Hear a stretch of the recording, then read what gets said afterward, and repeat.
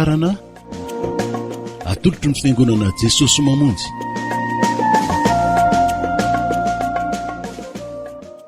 Sotranao indray izay Andriamanitra rainay eo amin'ny anaran'i Jesosy zanakao noho ny famindramponao lehibe, noho ny fitiavanao anay. Misotranao izay ny amin'ny zavatra efa nataonao ary izay mbola ataonao androany ary mbola ho ataonao amin'ny manaraka rehetra. Manana antoko izay Jesosy fa ny tenin'Andriamanitra izay nafafy dia tsy hiverina foana maina aminao Andriamanitra, raha tsy efa natanteraka izay nampandehanao an'izy ireny dia ho fanasitranana, ho fanafana, ho famonjena ary dia hamanginao ny tsirairay avy voalohany ary ny tanàna izay misy anay aty nosina ity. Andre ny tenin'Andriamanitra indray izay amin'izao fotoana izao dia mino izay fa ny fanahy masinao mahery Jesosy ametraka ny teny eo ambava amin'ny mpanomponao ary zahay tsirairay avy sy hampandehanan'ireny tenin'Andriamanitra ireny dia mba hanana fo tsara trany, fo nofo, fo vonina handray ny tenin'Andriamanitra, ilay devolo mangalatra ny teny afatotra amin'ny herin-dranao Jesosy avy any Nazareta, tsy mahazo manafahefana amin'ny tsirairay avy. Dia mitenena indray amin'ity anio ity Jesosy fa vonina iainao anao indray izay dia rainay ny anaranao. Haleloia, misaotra tompo. Amen. Andre ny tenin'Andriamanitsika tompo. Faly miarabanao hatrany izay manaraka ity fandarana ity. Ao amin'ny hatrany iny ny herin'Andriamanitra izay anomeanao ny zavatra rehetra. Petera 2:1-7. Mivavaka ho anao hatrany izahay mba ho voatahiry ao amin'ny finoana Jesosy Kristy ka ho feno fanantenana isan'andro ianao. Koa dia tonga soa amin'ny fianarana ny tenin'Andriamanitra isika. Anio isika dia andray teny iray indray amin'ireo teny 7 izay nolazain'i Jesosy Kristy Tompo fonombona teo ambony azy fijaliana izy tamin'ny fotoan'andro. Ao amin'izany teny iray izany no akantsika fampianarana, fampaherezana amin'izao fotoana izao. Fampaherenao amin'ny anaran'i Jesosy aho mba hazoto sy hiaino ianao.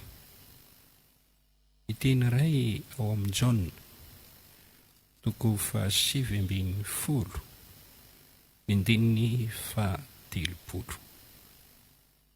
Mivaky toy izao amin'ny anaran'i Jesosy Kristy. Rehefa nanandrana ny vinaingitra Jesosy dia nanao hoe vita, dia nanondrika ny lohany izy ka nanolotra ny fanahiny. Inona moa ilay teny iray eo? Dia teny hoe vita. Nisento sy niantso tamin'ny feo mahery Jesosy Kristy teo ambonin'ny hazo fijaliana ka niteny hoe vita. Ao Matteo 7:20, Jesosy niantso tamin'ny feo mahery. Teny misy dikany na misy heviny izany. Tena teny manandanja tokoa. Tsarovy, foninanao an'izao tontolo izao Andriamanitra, dia vita ny tao anatin'ny enemana ny zavatra rehetra. Ary nitsahatra izy tamin'ny andro 7. Tamin'ny fotoana nahavitany ny zavatra rehetra, dia niteny izy hoe vita. Dia nitsahatra izy tamin'ny andro 7. Voalazan'ny Baiboly fa hitan'Andriamanitra izay rehetra nataony fa tsara. Vakeo ambokan'ny Genesisy toko 1, Genesisy toko 2, ary eo amin'ny Hebreo toko 4 andininy 1 ka hatramin'ny 4 indrindra ny andininy 7. Vita ny zavatra rehetra. Ity misy tantara fohy averiko lazaina aminao. Talohan'ny nanombohana an'i Jesosy Kristy ho faty teo amin'ny hazo fijaliana, dia fantany izay efa atao aminy, izany hoe anjo azy sy ny manaraka. Jaona toko 7:17 misy teny toy izao: sady fantatra Jesosy koa fa ny Ray efa nanolotra ny zavatra rehetra ho eo an-tanany, ary Andriamanitra no niaviany, sady Andriamanitra koa no iverenany. Efa naminany ny amin'ny fahafatesany sy ny fitsanganany tamin'ny maty Jesosy ao Matthieu toko 20:17 ka hatramin'ny 19. Jaona toko 12:17 ka hatramin'ny 17:30. Milaza eo fa fantatra Jesosy ny zavatra ho tonga eo amin'ny fiainany. Mahalala ny ampitso izy, mahalala ny ho avy izy, mahalala ny zava-miafin'Andriamanitra izy. Tanteraka teo amin'i Jesosy ny teny faminaniana izay nilaza ny fijaliany sy ny voninahitra manaraka izay ho azy. Luka toko 4:20 dia milaza fa tsy maintsy tanteraka ny teny rehetra ao amin'ny Salamo sy ny mpaminany ary amin'ny lalàn'ny Mosesy. 4:20. Ilay teny eo amin'ny Isaia toko 7:15 1 ka hatramin'ny 2:20 izay milazalaza ny amin'i Jesosy Kristy ny fahoriana sy ny fijaliana hiatra aminy, ary ny anton'izany fijaliana izany dia efa nambaran'ny mpaminany taloha, ary mby tanteraka tamin'ny fotoanandro tamin'izao ora nanomboana an'i Jesosy teo ambony hazo fijaliana izao. Ry havana, toy izao no miseho raha nomboana teo amin'ny hazo fijaliana Jesosy. Talohan'io nokapohana izy, nofatsiana teo ambony hazo fijaliana izy, ka nahantona teo. Ny fantsika izay namatsiana ny tongotra aman-tanany no nitondra ny lanjany. Noratraina sy nalatsa-dra izy. Nisy zava-mahagaga niseho talohan'ny nahafatesany sy tamin'ny fotoana nahafatesany teo ambony hazo fijaliana. Andro ray ihany no isehon'izany rehetra izany. Ireto ireo fahagagana niseho. Matthieu toko 7:20 Marka toko 12:17 Luka toko 7:14 ka hatramin'ny 17. Maizina ny tany rehetra andritry ny adiny 3. Matthieu toko 7:15 Titra ny zara 2 ny efitra lamba tao amin'ilay tempolo tao Jerosalema tamin'izay. Matthieu toko 7:15 Nisy horohoro-tany lehibe izay nampitresaka ny vatolampy. Matthieu toko 7:12 Nisokatra ny fahasana. Matthieu toko 7:12 ka hatramin'ny 17. Nitsangana tamin'ny maty ireo olo-masina izay efa nodomahantry teo aloha. Tao anatin'ireo io andro ray io ihany no nitenenan Jesosy tompo ny teny hoe vita. Fanontaniana, manambara inona moa izany teny izany? Amiko dia manambara fandresena sahady izany. Ohatra, raha misy mpiazakazaka eo amin'ny tany fiazakazana izay mitady loka no nahatanteraka ny fiazakazany, dia miteny hoe vita ny fiazakazahako. Dia zavatra tena tsara izany, na vita ny fiazakazahany izy. Ohatra, raha misy olona miady amin'ny fahavalony ka nandresy ny fahavalony, lavo tanteraka ny fahavalony, hitany izany, dia miteny izy hoe vita ny ady, nandresy aho. Milaza ny fandresena lehibe izany. Raha misy mpianatra izay nianatra ka navita ny fianarany, dia miteny izy hoe vita ny fianarako, fombiazana izany. Raha misy olona nanao trano ka niezaka sy nikely aina ary vita ilay trano, dia niteny izy hoe vita ny tranoko. Fitahiana sy fombiazana izany. Izany ohatra nomena antsika izany dia sary ihany mba afantarantsika ny lanjan'ny teny izay notenenin'i Jesosy Kristy teo ambony hazo fijaliana hoe vita. Hoy Jesosy vita. Averiko indray, hoy Jesosy ny teny hoe vita. Tiako averinao indray, hoy Jesosy ny teny hoe vita. Fanontaniana, inona no vita? Aoka ny Baiboly no amaly izany. Aroako isika hianatra.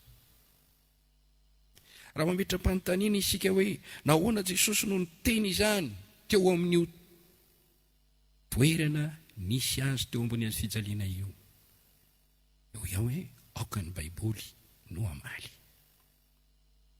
Ankehitriny dia andrositsika ho amin'ny tena fianarana ny tenin'Andriamanitra, manana teboka telo ambara amintsika indray aho amin'ity an'io ity. Voalohany, fanontaniana roa sy valiny roa. Ity ny fanontaniana voalohany. Ny teny Jesosy hoe vita. Inona no vita? Manome valiny ny soratra masina.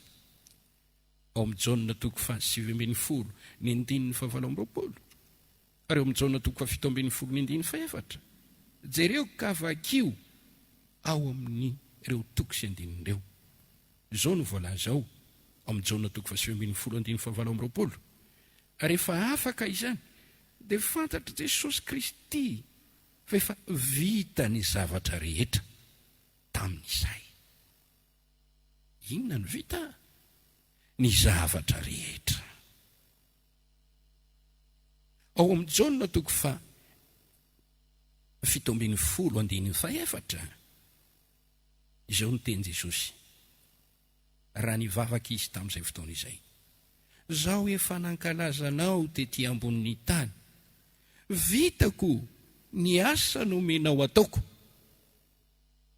Ireo toko sy andininy anankiroa ireo dia manampy antsika handray ilay valin'ny fanontaniana hoe inona no vita? Vita ny zavatra rehetra, hoy Jesosy.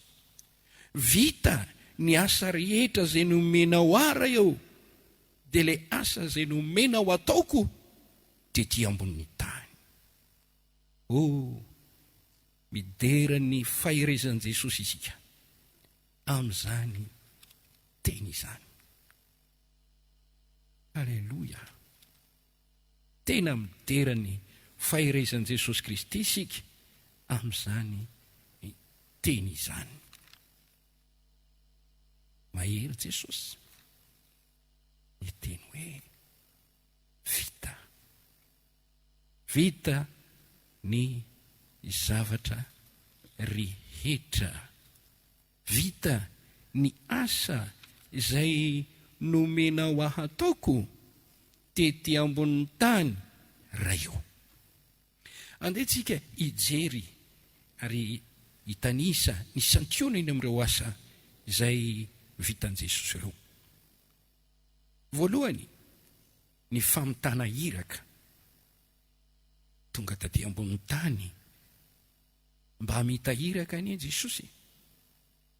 Izy dia niteny mbetsaka hoe Andriamanitra ray naniraka ny zanaka.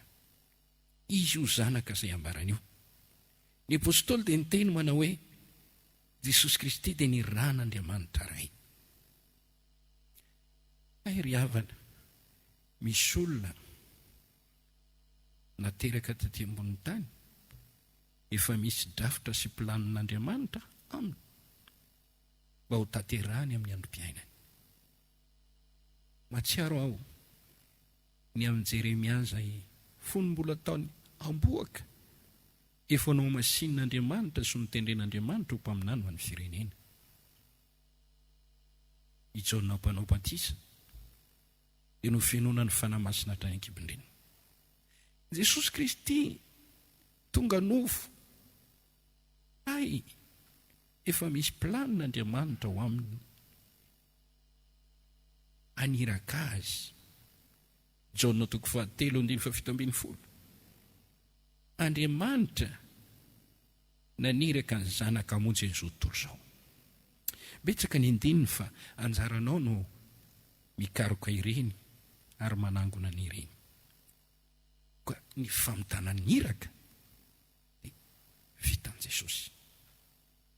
Ny famitana ny asa izay nomen'Andriamanitra ataony, na ny asa azy ny irainy, no raisiny izany asa izany, no totosainy izany, no tanterany izany.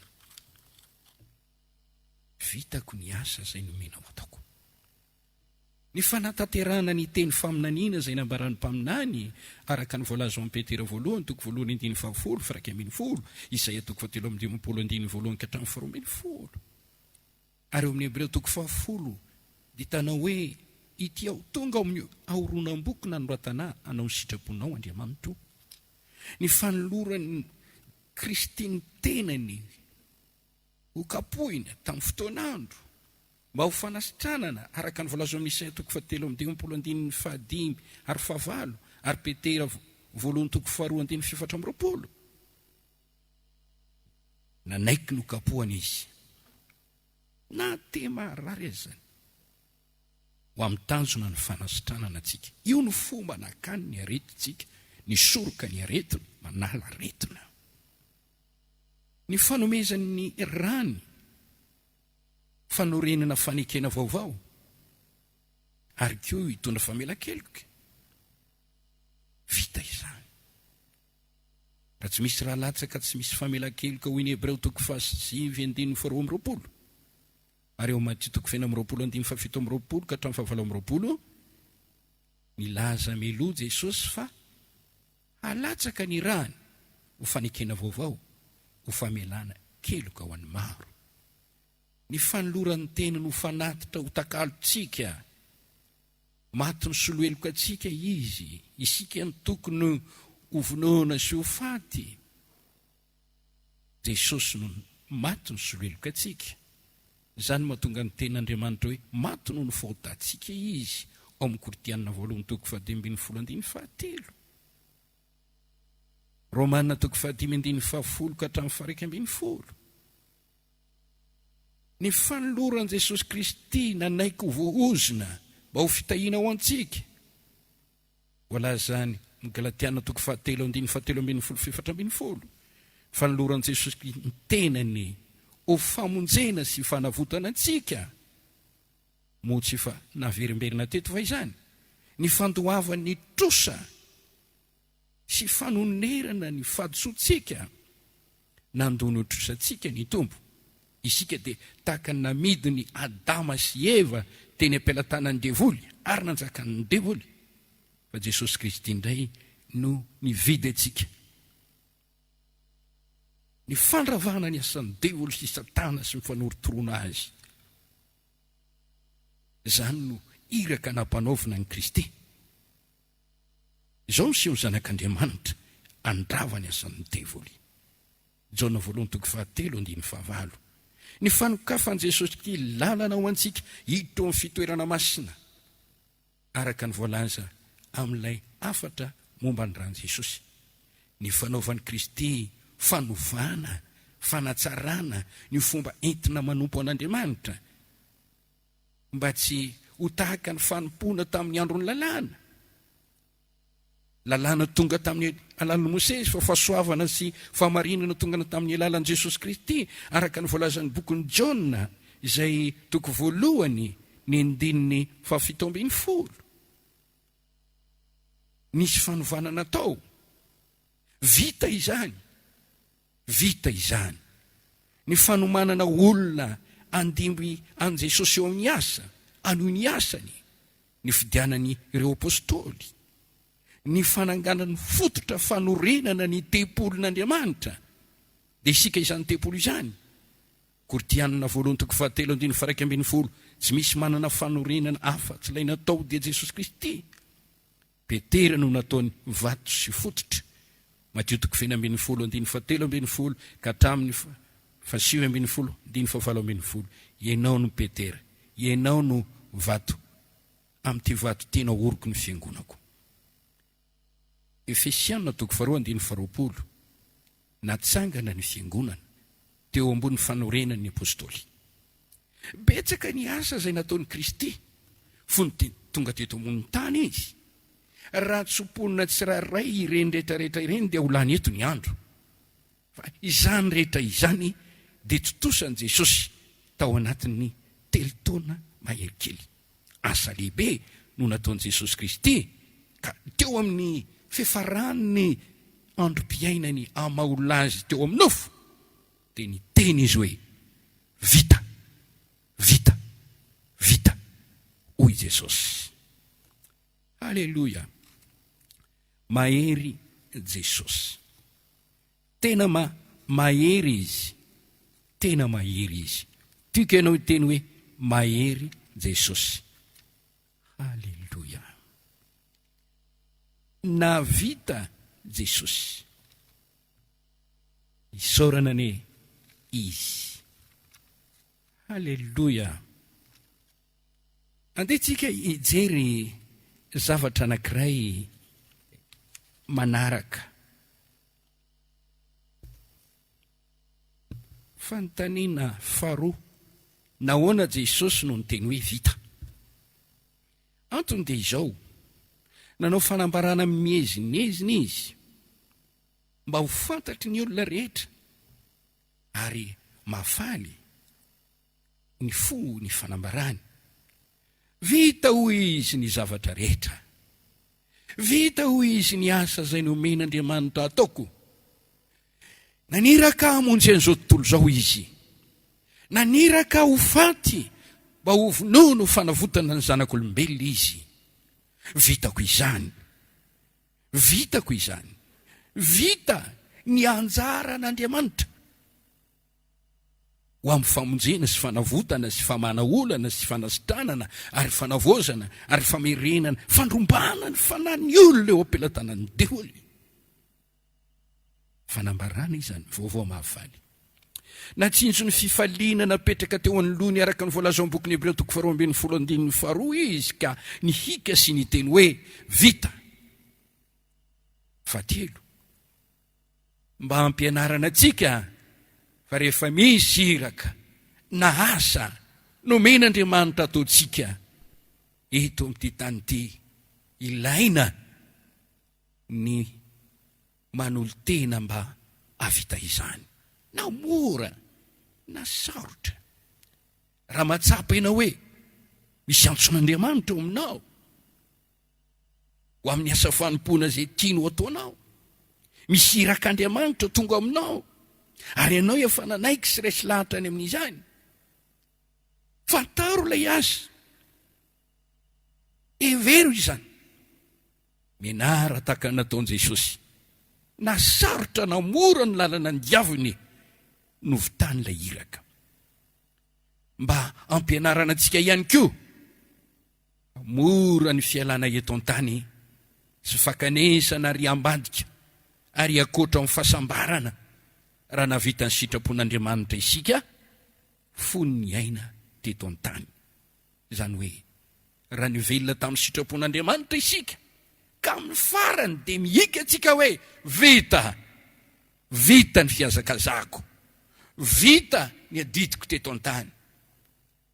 Tsarovy ry havana fa rehefa nitenen'io anie Jesosy dia tamin'io fotoana io ihany no nitenen'io ray eo ampelantananao no tolotro ny fanahako. Dia nanondrika ny lohany izy ka nanolotra ny fanahany dia nodomandry izy. Niteny hoe vita Jesosy mba ho fampaherezana antsika.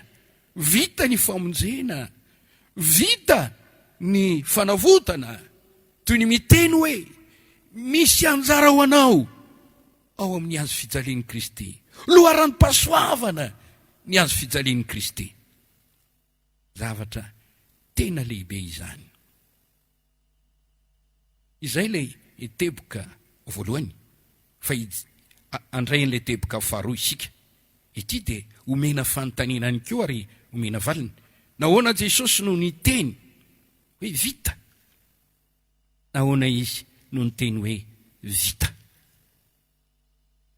Efa nambarako teo, fa ambarako aminao amin'ity teboka ity, inona no nataony namita io iraka io?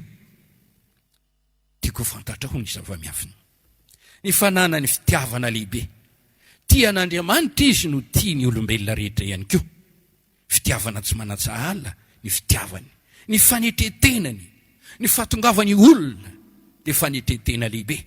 Nandozany ny lanitra sy ny famirapiratany lanitra ary tsy mendrika ho diaviny tongony akory izao tontolo izao. Nefa nanaiky izany zanak'Andriamanitra lehibe no tompon'ny anjely masina marobe tany an-danitra izany nandian'ity tany ity, niditra tao anatin'ny kibona vehivavy virjina anankiray ary dia naka endriky ny olombelona. Fanetretena lehibe. Io no nahavitany an'ilay iraka sy ilay asa. Mitaky fanetretena ny mitana ny asan'Andriamanitra. Filipiana 4:1-5. Ny faherezana tao aminy. Nahery izy ry havana. Tsy mba nety kivy mihitsy izy, tsy mba nety sasatra izy. Ao amin'ny Isaia 4:7, Isaia 4:2. Mila mahery ianao raha ohatra ka te amita ny irak'Andriamanitra. Ny fatezerany tamin'ny devoly, sosotra tamin'ny devoly, izay namiravirany fiainan'ny zanak'olombelona izy. Zao sy ny zanak'Andriamanitra andravany asan'ny devoly.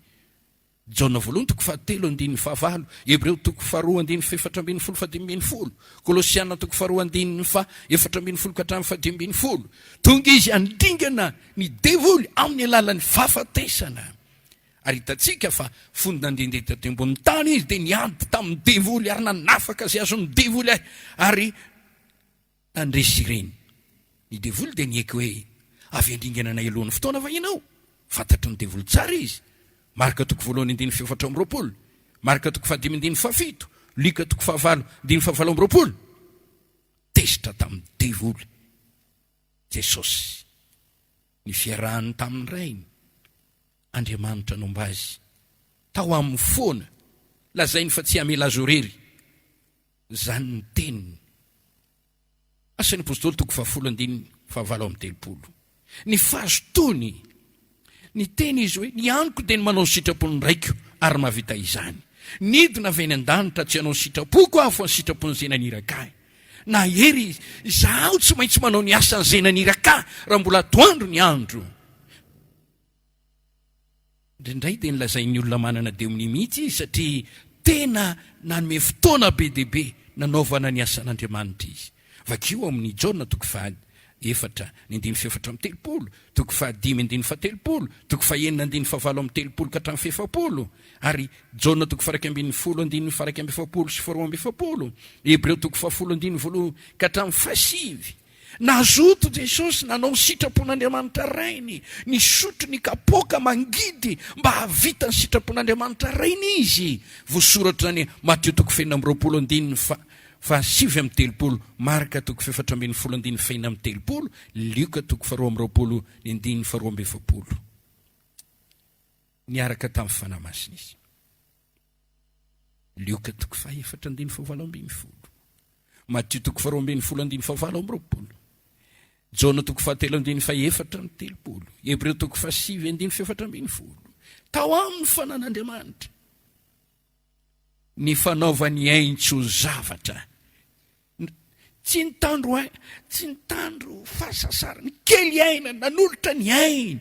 Marka toko fahafolo andiny fahadimy amby efapolo, zanak'olona tsy tonga mba hotompona, tonga manompo hanolotra ny ainy ho avitra sy olony maro. Jaona toko fahafolo ny andiny fefatra ambin'ny folo fahadimy ambin'ny folo, Jaona toko fahadimy ambin'ny folo andiny fahatelo ambin'ny folo, toko fahafolo ny andiny faefatra ambin'ny folo fahavalo ambin'ny folo, Jaona voalohany toko fahatelo andiny fena ambin'ny folo. Milaza hoe nanolotraina Jesosy. Tsy misy manana fitiavana lehibe toy izao dia ny manolotra ny ainy hamonjy ny sakaizany. Jesosy Kristy dia nijery zavatra tokana, ny fifaliana napetraka teo anolony, dia ny azahoany ny fandresena. Hebreo toko faharoa ambin'ny folo andiny faharoa, ny fiainam-bavaka, ny fieretam-pahoriana izay niaretany, nialitra izy, naharitra tamin'ny fanoheran'ny mpanota. Hebreo toko faharoa ambin'ny folo andiny faharoa ka hatramin'ny fahaefatra andiny fahatelo, Petera voalohany toko fahaefatra andiny voalohany, niaritra Jesosy. Nanana zavatra maro izy, fahasoavana tao aminy. Izany no nanampy azy, nahafany namita ny irak'Andriamanitra, namita ity asa izay nomen'Andriamanitra ataony ity. Teboka fahatelo, teny famaranana, teny ho any endry, fananarana sy fampaherezana, fampinonana sy famporosiana. Voalohany, ny teny Jesosy hoe vita. Inona ny vita? Saino izay fanolazaina, vita ny zavatra rehetra. Ray amin'izany ny famonjenanao, ray amin'izany ny fanasitranana ny retinao, ray amin'izany ny fanavotananao.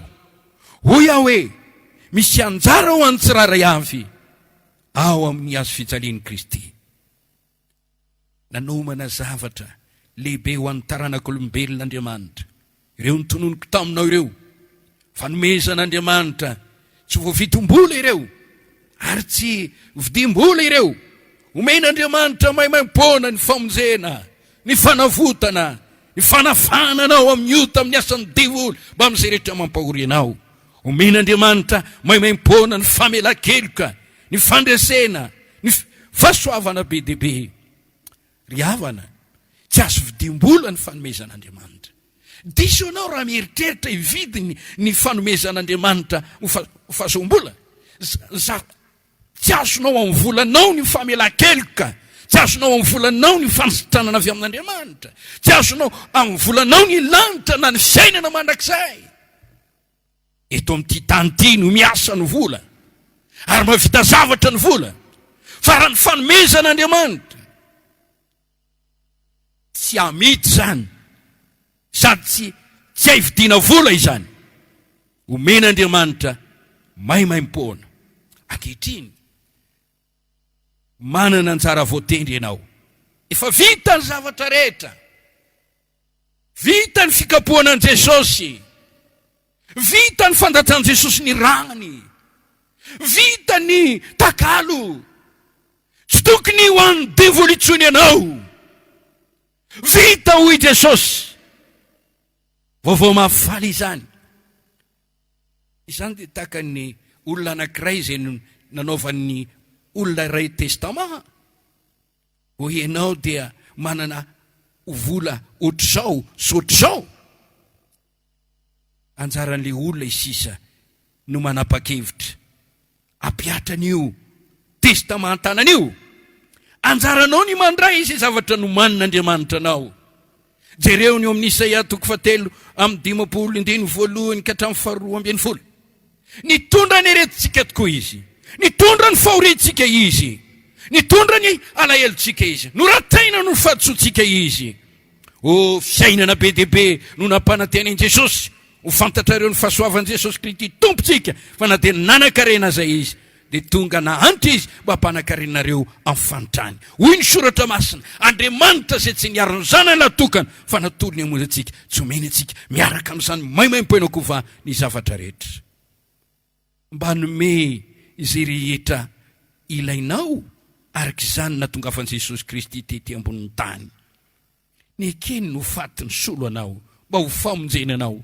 Zay neneny ho tenenana hoe fa teny amin'ny azo fijaliana fadalanao amin'izay ho very, fa herin'Andriamanitra amintsika izay mino. Ny filazantsara herin'Andriamanitra famonjena zay rehetra mino. Inona moa ny filazantsara? Kristy maty noho ny voatantsika nalevina ary nitsangana tamin'ny maty ho famonjena fanamarinana antsika. Hoy ao aminao ankehitriny, raiso ao amin'i Jesosy ny anjaranao, manana finoana, mangata amin'ny finoana, mangata amin'ny anarany. Mateo 7:7-9, mangata dia omeninareo, mitadiava dia hitanareo. Jona 4:17-17, raha mangataka zavatra amin'ny anarako ianareo dia ho ataoko izany. Izay angatanao amin'i Jesosy ankehitriny amin'ny anaran'i Jesosy dia toy ny midika hoe no ny asa famendrena izay nataon'i Kristy ho teo ambony azy fijaliana. Raha mino izany ianao, mangata amin'ny anarany. Tsy ny famendrenao, tsy ny fatsaranao, fa ny fatsaran'ilay maty ny solo eloko anao teo ambony azy fijaliana. Manana zo ho sitrany ianao no nidikapoka tamin'i Jesosy. Raha marary ianao mianao ankehitriny, Jesosy te hitanao ho ambinina sosalama amin'ny zavatra rehetra. Vaovao ny finoana. Mateo 1:2-2, Marka 1:10-4. Aza manaka ny zanak'Israely ry amana. Zanak'Israely ene nisorona tany Egypte, ary nampanantenen'Andriamanitra fa omena tany tondra dronono sy tantely. Lovan'izy ireo zany. Saingy tsy nety niditra andray ny lovany izy, ka na dia nitoriana aza, fa ho an'izy ireo zany lova izany. Izay tsy nino dia tsy afaka niditra, araka ny voalaza ao amin'ny bokin'ny Hebreo 7:7-7 ary Hebreo 4:7-7. Faharoa, teny fampaherezana ho an'ny olom-boantso, ho an'ny olom-bofidy, zay ao anatin'ny famitana iraka eo amin'ny asa fanompona. Isoro ny tompo, raha ny antso sy ny fidy anao, anao ny asany, asa tsara sy mahafinaritra izany asany entson'Andriamanitra anao izany. Ao amin'ny filazantsara dia mazava ilay iraka sy ilay asa tao.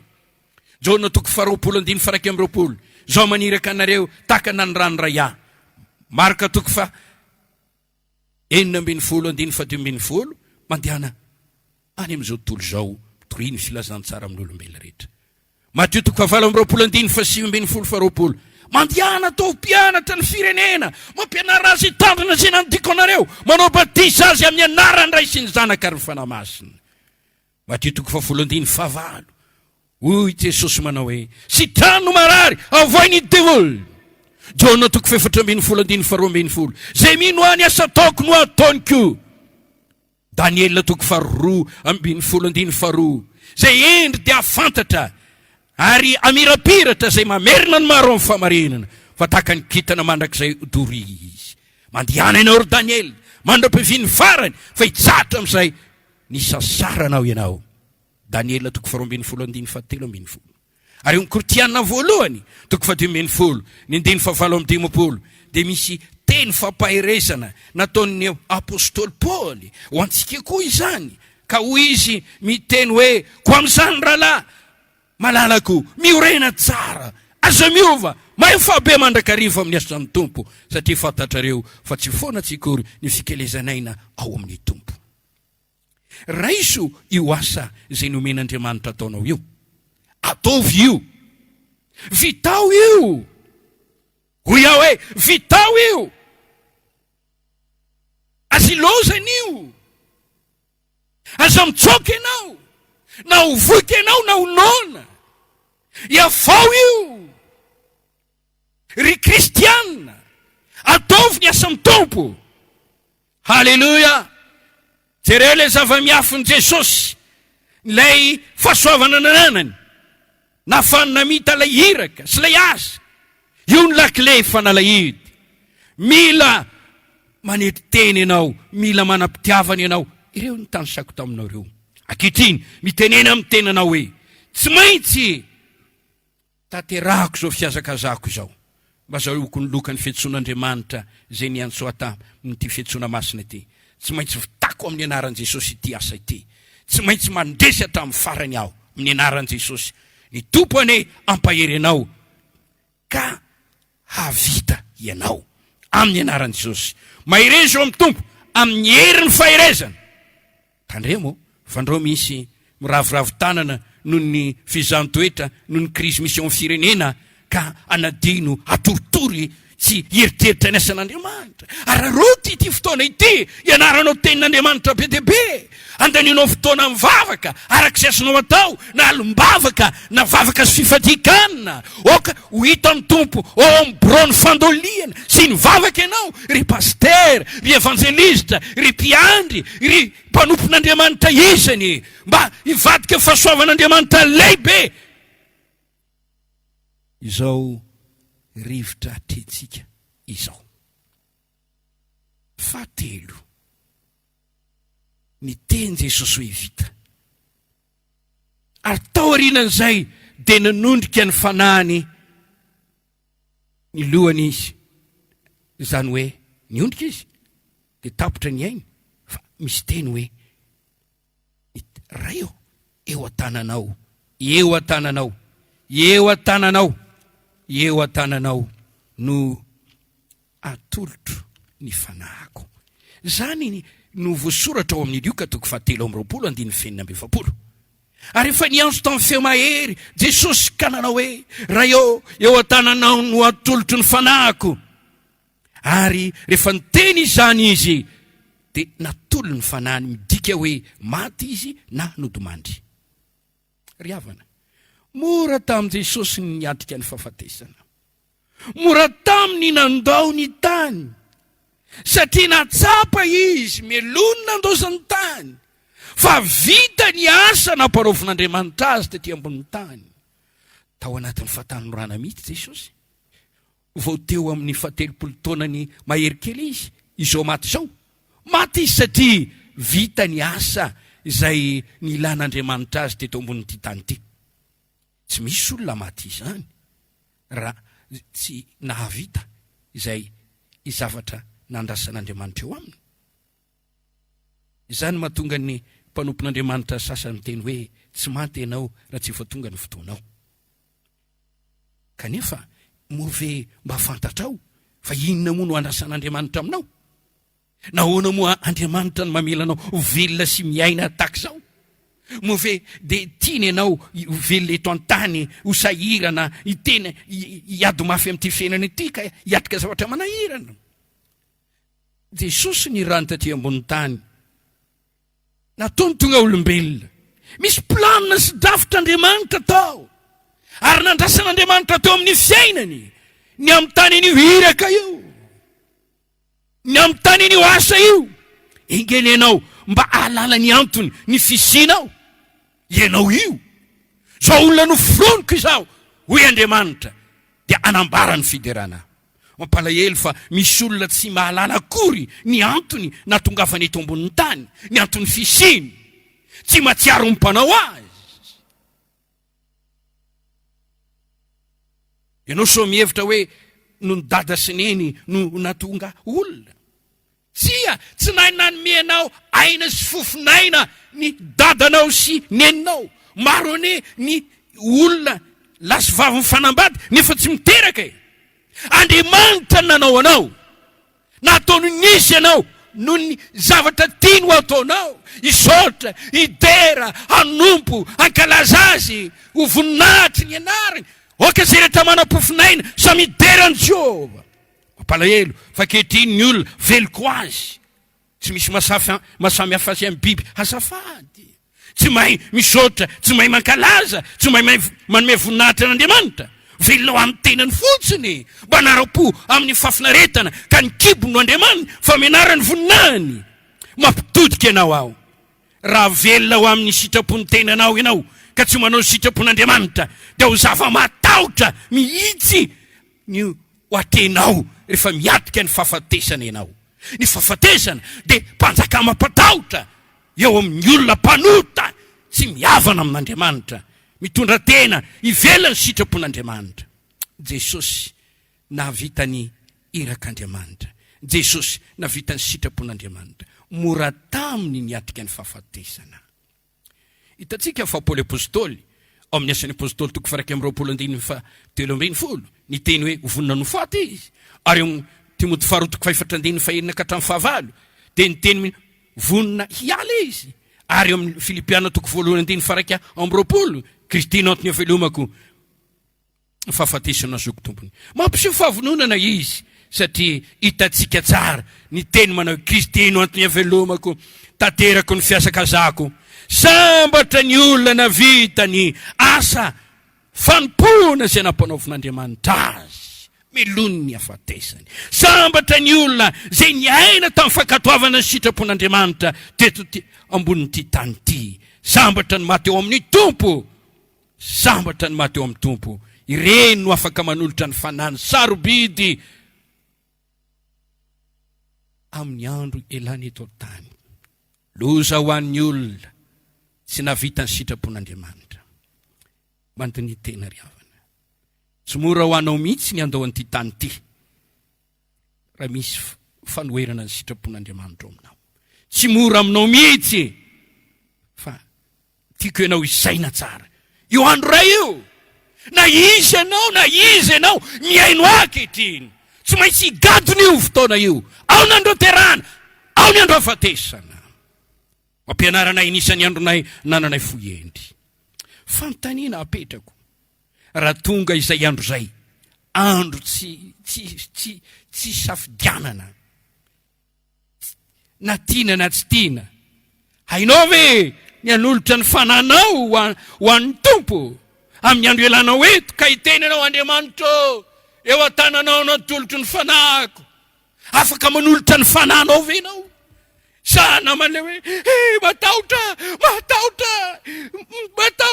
mahita devoly, mahita afo mirehitra, loza ho any amin'ny elo aho. Anolotra ianao sa rombany devoly ny fananao. Anolotra ny fananao amin'Andriamanitra ianao sa alainy devoly kely ny fananao.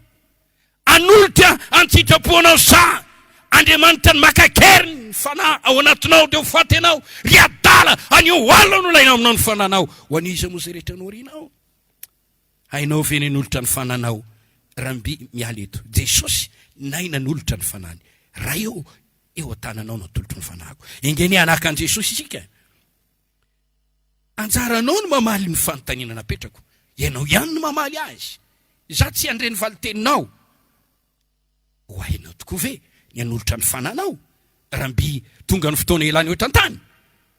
Ao amin'ny asan'ny apôstôly toko 7:4-20 ilay lehilahy martyran Jesosy atao hoe Setefana dia nanolotra ny fanany.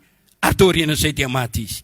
Engeny zay rehetra mandray ny teniko mba ho taka ny fahafatesany olona marina ny fahafatesany raha ho tonga izay. Mba hampisy izany nefa manoro-hevitra anao ao. Ataovy azo antoka fa vitanao ny irak'Andriamanitra, ny adidinao, izay tian'Andriamanitra ataonao, na amin'ny akonanao, na amin'ny fianakavianao, na amin'ny mpiarabelona aminao, na amin'ny firenenao. Eny, raha mpiandraikitra ianao, na inona andraikitra ao, ho ampamoana ny anao amin'io andraikitra anjara fanapahana, fifiezana, izay ataonao io. Davida dia voalaza ny soratra masina dia nodomandry rehefa nahavita ny sitrapon'Andriamanitra. Inona ny sitrapon'Andriamanitra nataony? Nanompo sy nanasoa ny mpiarabelona taminy. Fa ianao kosa ry havana, inona ny sitrapon'Andriamanitra ataonao zao? Anjaranao ny mieritreritra. Teny Jesosy hoe vita. Ary efa teo izy nanolotra ny fanahiny dia noraisin'Andriamanitra ny fanahiny sambatra izy. Anaraka ny dihany ny isika rehetra. Efa afaka isika. Ray masina, misaotra anao noho ny amin'izany teninao izany. ampio ny olona rehetra fantatra fefa voalohanao avokoa ny zavatra rehetra ilainy: famela-keloka, fanafahana, fanasitranana, vaolana, fiainana mandrakizay. Mio azy ny finoana anatony any anao andraisana izany. Jereo reo olona izay natsoinao ny ranao, menao asa fanompoana eto amin'ity zao tontolo zao ty, ampahirezo izy mba hatoky hatramin'ny farany. Ampio zay rehetra nandreny teny eritreritra le fialany eto an-tany, fa vahiny izy, mpivahiny izy eto, ary zay rehetra dia takizany avokoa. Ampio zay iomana mba afaka nolotra ny fananay ho anao Andriamanitra, mba azonay fahasambarana. Amin'ny anaran'i Jesosy no anaovako izany vavaka izany. Matoky anao fa nomena ny teny ho famonjena mba tsy hisy ho very zay rehetra nandreny teny. Amen.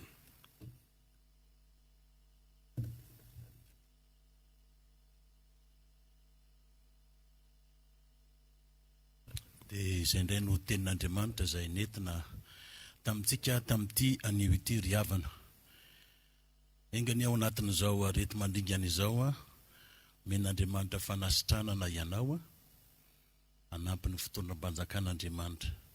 Fa izao ndray androany tsy maintsy hiala eto, na izaho na ianao, isika tsirairay avy. Tsy maintsy andalo fahafatesana itsika, na roviana io dia tsy maintsy hitona.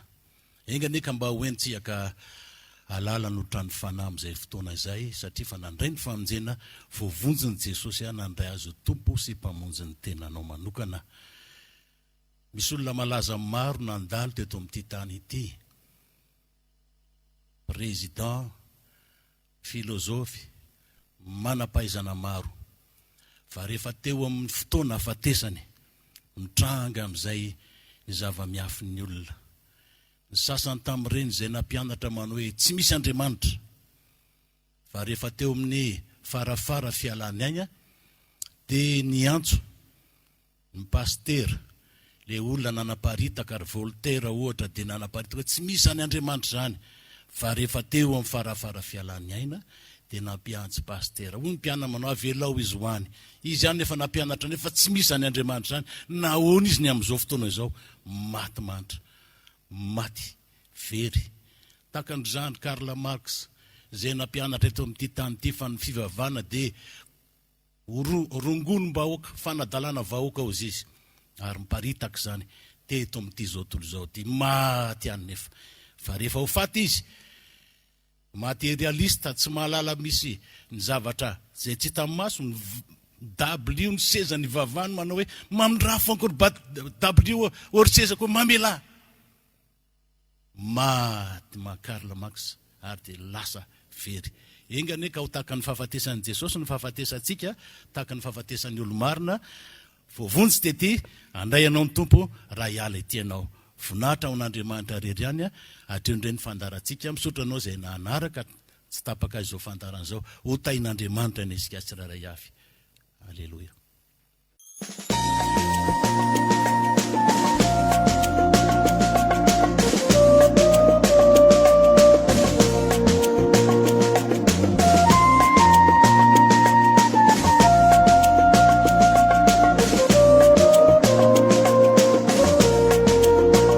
Fandaharana atolotro ny fiangonana Jesosy Mamonjy